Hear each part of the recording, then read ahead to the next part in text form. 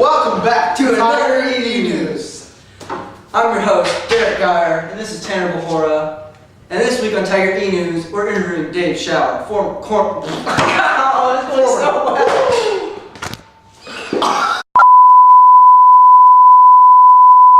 Welcome back to Tiger ENews.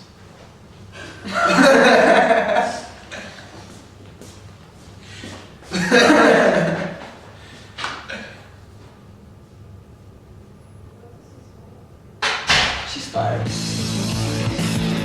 Welcome to Tiger ENews.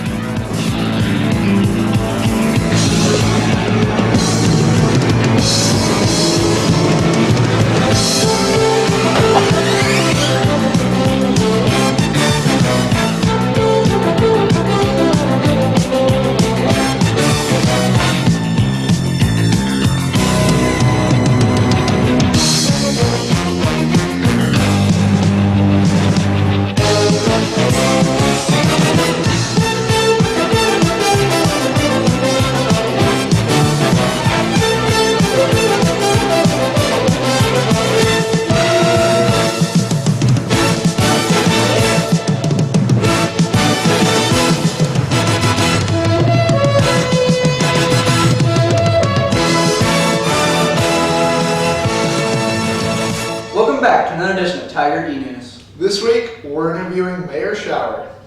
He's going to talk about running for re-election and his opinions on the other candidates. Stay tuned. Here we have Mr. Dave Schauer, Mayor of Plattsburgh. Mr. Schauer, can you tell us a little about yourself, please? Well, I'm retired from Hilliard Incorporated in St. Joseph. I worked there for 28 years, and I'm retired vice president from that organization. I also worked for 3M Corporation for 10 years prior to that, and I'm retired from the Army Reserves with 36 years there. I've lived in Plattsburgh since 1987 with my wife and 4 children. What brought you here? It was a location of trying to find a place that we could raise a family and raise it, in our opinion, well, with a good school system, good community to raise a family, plus convenience. I had to be convenient to the airport for work, plus convenient to St. Joseph to go to work. So it was, I guess it's like everything else in real estate, location, location, location. You being a retired military, did that experience help you become a good leader? Most definitely. The military is probably one of the best places to learn the correct role of leadership. But you can also learn it incorrectly, but it's very easy to learn it correctly. Leadership is something that, at least in my opinion, you earn it. You earn it by your actions. And the one thing that I always said within the military was there's only one goal, and that's take care of your soldiers. If you do that, they will do their job for you. You've lived here 25 plus years. Why have you decided to stay in the area for so long? Plattsburgh's a great place to live. I like the people here. I like the community. It's a very quiet, peaceful place to live. People are good. I just like it here, as does my family. You took office in 2010. Why did you run for mayor originally? That's a great question, and it's as I've told you, I worked both in the Army and the Army Reserve and worked for Hilliard. I traveled all over the world at the time, so I was not home that often. And this is the community that basically helped raise our family. They looked after us after my family when I was gone, and I ran basically for one reason, to pay the community back for everything they did to help raise my family. That's great. Okay. And how has the city improved since you've been there? That's a good question, and it's improved in many ways. A lot of things that we've done are very visible, such as we've doubled the size of our water production plant to make sure that we don't run out of water.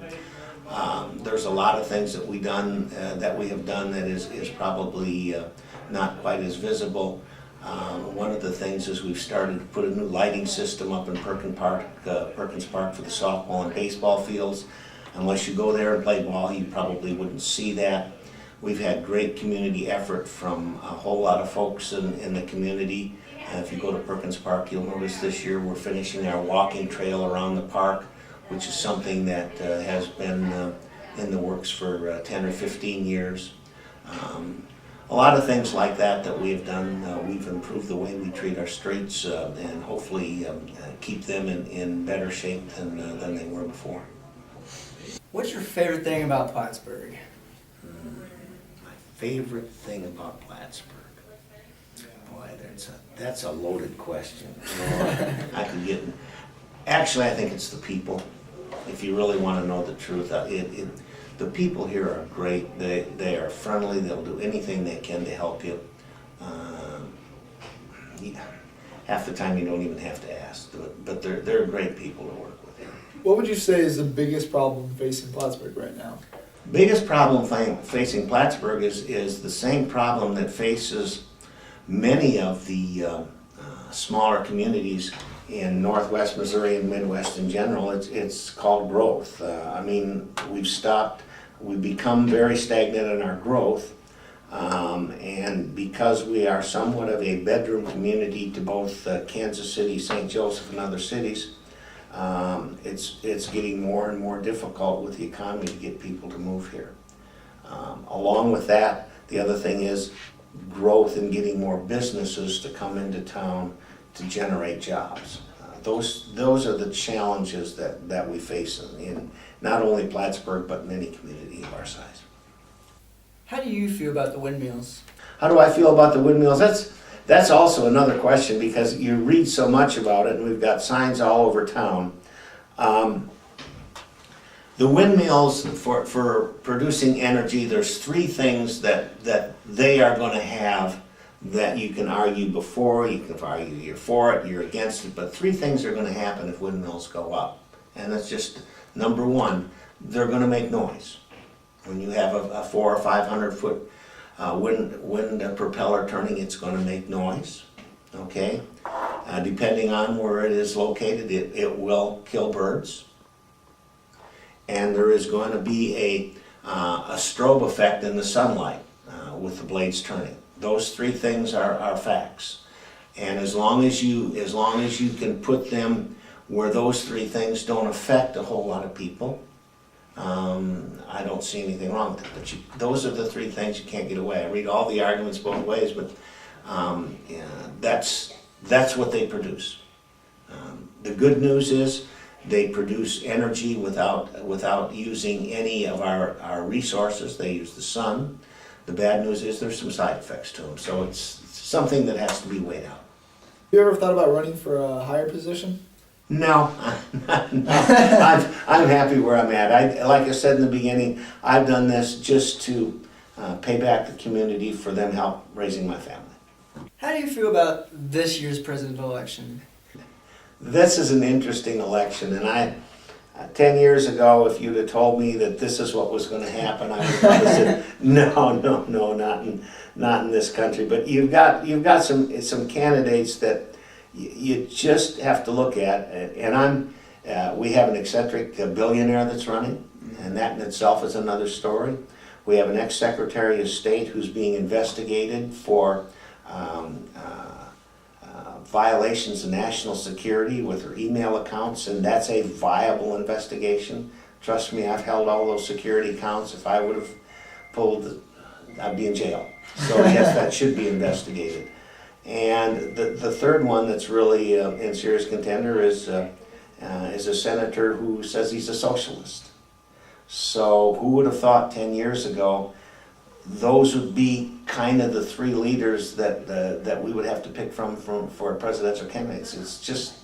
It's kind of bizarre, really. So I don't know what'll happen. I do think that the Missouri primary in the presidential was kind of a insight of what's going to happen in the election. If you'll remember, Trump won the Republican and Clinton won the Democrat, but both of them won by such a small margin. I think less than 2,000 votes each. and I think that's what's going to happen in the country. Whoever runs, the winner is going to be almost split popular vote-wise, so it'll come up to the Electoral College to make the election. Okay, awesome. Thank you. That's all the time we got. Oh, thank you Thank you guys, very I much. appreciate it. Have a great day. See, that was painless. Thanks again for joining us for another edition of Tiger ENews. Tune in next week for our next episode.